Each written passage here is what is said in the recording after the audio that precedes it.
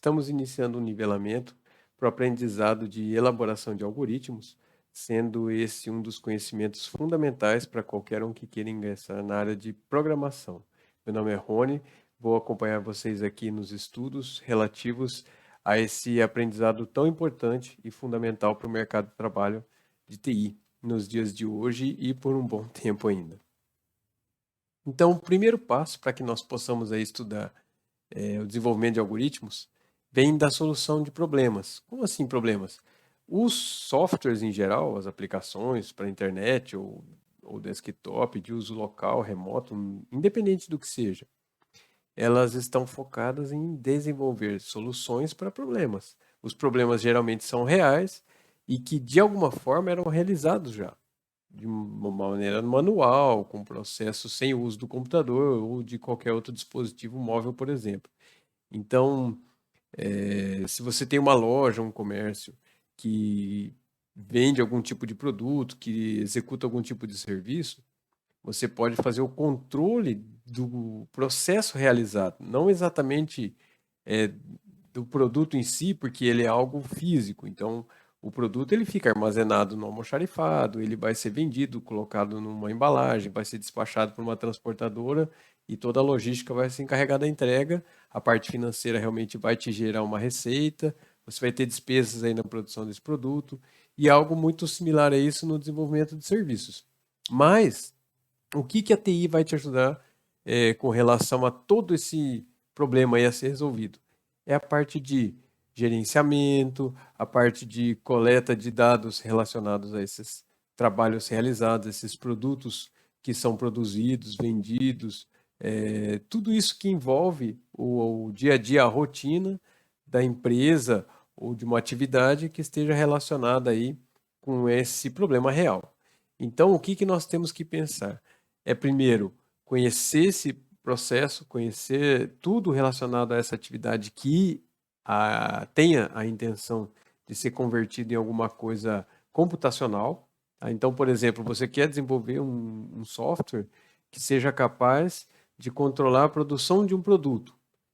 A quantidade que foi produzida, de repente qual é a pessoa responsável por produzir aquele produto, de que forma que ele vai ser armazenado, onde, se vai ser embalado ou não. Todos esses detalhes assim relacionados ao processo produtivo têm como ser controlados via software.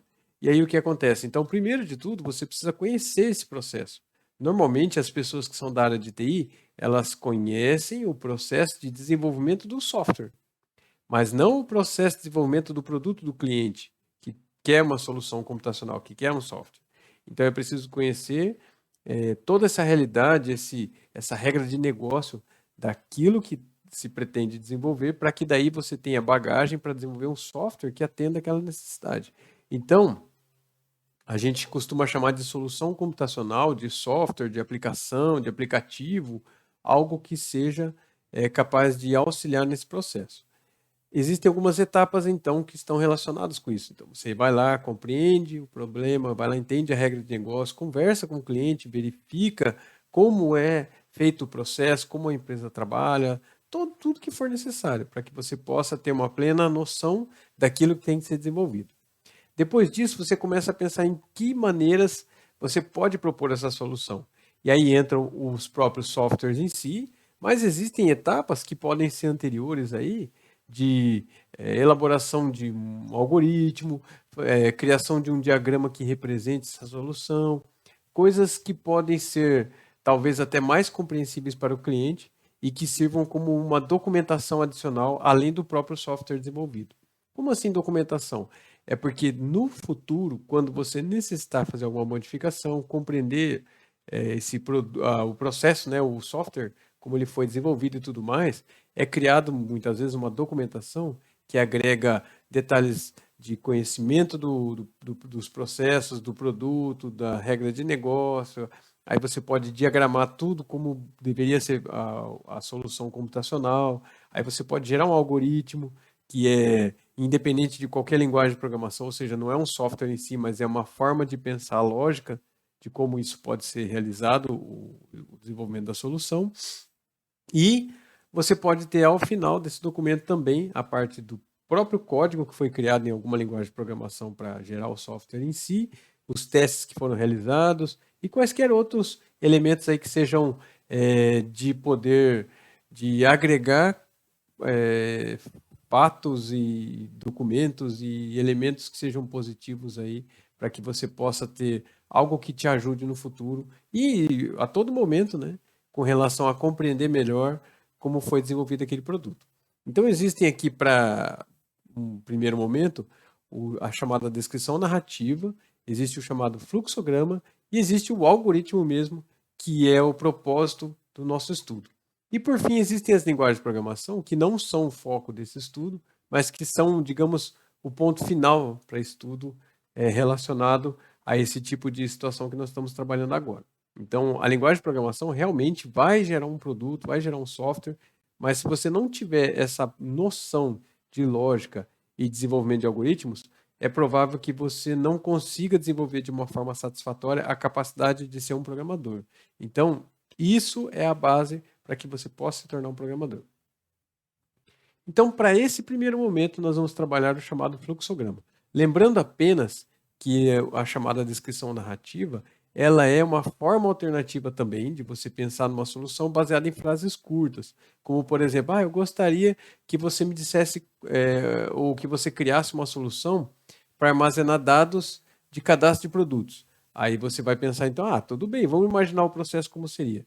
A pessoa abre o software, então coloca lá, abrir software.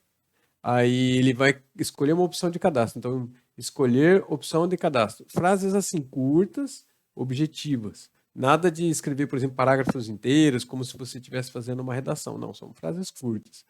Aí, por exemplo, nesse cadastro, teriam dados a serem preenchidos. Então, preencher nome, preencher CPF, preencher data de nascimento.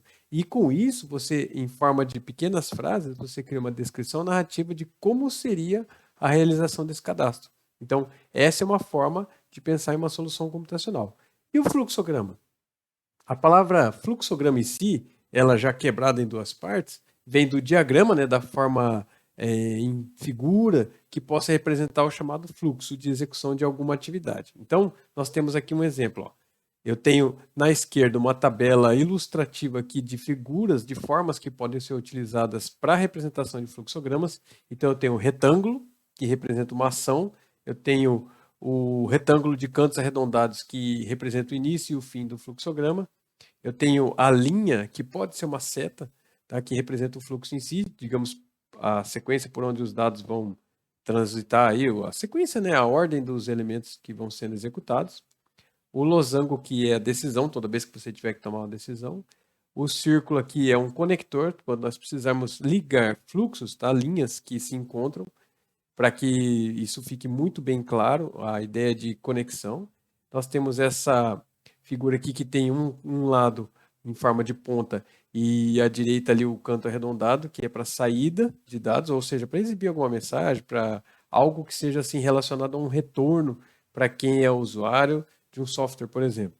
E existe o outro aqui que é um retângulo com a parte de cima inclinada, tipo uma espécie de paralelogramo, que é para entrada. Então, por exemplo, nesse último, você fornece dados para um software. E no penúltimo, você recebe dados do software para que você possa visualizar, por exemplo. Então, o uso de fluxogramas, como diz aqui o texto central, ele serve para que você possa, de uma forma representativa, em desenho, tá? Mostrar uma alternativa de solução para um problema. Então, na direita aqui, vocês têm uma figura ilustrativa bastante interessante aqui, que ela traz no começo e no fim, tá? Esses dois retângulos aí de canto arredondado, fiz até uma coloração que não é padrão, não é necessário colorir, tá? Mas é mais para identificação de vocês, em tom de bege. Então, ali diz que na parte de cima é o início, na parte de baixo é o fim, mas isso a gente observa intuitivamente pela sequência como o fluxograma ele caminha em termos da sua execução. Caso isso não fique muito claro, que possa gerar um pouco de dificuldade para a compreensão, aí é possível adicionar setas ali nas pontas de cada linha para que você possa garantir que a pessoa vai seguir a direção correta na leitura do fluxograma. Mas vamos lá. Depois, logo em seguida, ali vem um círculo. Esse círculo não interessa agora, porque ele é um fechamento, então nesse momento ele não é avaliado. Então a linha segue reta e vai ali, ó. Digite um valor. O que é isso? É uma mensagem que vai ser exibida ao usuário, informando para ele o que ele deve fazer. Mas é apenas uma mensagem. O que ele realmente vai fazer como interação vem representado pelo paralelograma ali de tom azulado, acinzentado, que diz ali valor. Então isso aí vai ser uma estrutura de dados, o que a gente chama de variável, tá? Que vai receber o valor que vai ser digitado pelo usuário. Ah, como o usuário então vai interagir? Ele vai ver escrito na tela, digite um valor e aí intuitivamente vai imaginar, então tá, vou digitar um valor. Daí ele digita lá um 5, 18, 70, um número qualquer. Esse valor que ele vai digitar vai ser armazenado nessa chamada variável aí, nessa estrutura de dados de nome e valor. E aí, esse valor fica disponível para uso durante a execução do fluxograma. Na sequência, vem uma tomada de decisão, uma pergunta que diz assim, o valor é igual a 10? Isso sempre vai ser uma pergunta, porque é uma decisão que vai ser tomada pelo próprio fluxograma de uma maneira automática, tá? Vamos supor que a pessoa digitou 14. Esse 14 ficou armazenado em valor. Então, automaticamente, a pergunta aqui seria o quê? 14 é igual a 10? Se a resposta for sim, ele vai seguir o caminho para baixo e vai informar para o usuário ali. Valor correto. Como se a pessoa tivesse acertado um jogo de adivinhação, por exemplo. Mas no nosso caso aqui, 14 não é igual a 10. Então, automaticamente, ele vai seguir a linha do não, vai mostrar aquela mensagem ali, ó, valor incorreto, e aí caminha para aquele círculo verde. Esse círculo verde aqui, que é o conector, ele faz com que essa linha se junte com aquela do começo e aí siga o fluxo normal da sequência do fluxograma. Então ele desce e mostra de novo, digite um valor, pede para digitar um valor. Aí a pessoa, ué, é porque você errou o valor, então você tem que digitar novamente. Então aqui você gerou uma repetição. Você vai executar novamente todo esse trecho porque a pessoa ainda não acertou o valor. Então vamos supor que ele digita lá 15. Aí ele vai perguntar lá, 15 é igual a 10? Ainda não vai ser. Então ele vai falar que o valor ainda está incorreto, vai pedir para digitar um valor de novo. Aí a pessoa vai lá, tá bom, 10. Aí ele digita 10, o 10 vai ser novamente armazenado em valor, então percebam que a cada vez que ele está executando essa repetição, o valor antigo ele vai jogando fora e o novo valor que é digitado pelo usuário é armazenado na variável. Aí ele pergunta lá, 10 é igual a 10? Dessa vez é sim. Então ele vai para baixo aqui no fluxo, mostra que o valor é correto e caminha para o final. Então aí encerra a execução do fluxograma. Percebam que se a pessoa não imaginar a ideia de digitar lá o valor número 10, ele vai ficar pedindo valores infinitamente. A pessoa pode pensar lá em milhões, trilhões, números negativos, tudo que ele quiser ele vai digitando. Enquanto ele não digitar o 10 para fazer a comparação da verdadeiro, ele vai ficar pedindo outro valor, outro valor, outro valor, outro valor, até que a pessoa acerte, né? Como num jogo de adivinhação. Então, espero que vocês tenham entendido essa primeira etapa do nosso nivelamento de algoritmos. Vão observando a forma como se utilizam as figuras aí para a elaboração de algoritmos.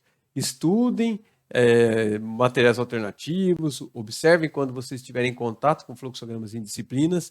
Isso é apenas uma ideia geral, inicial, para que sirva de base para que vocês possam avançar nos estudos. Mas lembre-se, os fluxogramas são formas gráficas muito intuitivas e de muito fácil compreensão de ilustração de problemas. Então, cada figura daquelas é utilizada numa situação específica e até por causa disso, elas foram pintadas de cores diferentes para facilitar a identificação. Então, por exemplo, vocês tinham lá o paralelogramo azul com a palavra valor dentro, que era específica para receber valores. E vocês tinham aquela outra figura que exibia mensagens, apenas utilizada para mostrar mensagens para usuários, por exemplo. Então, aguardo vocês em um outro momento para avançar nos estudos e até mais.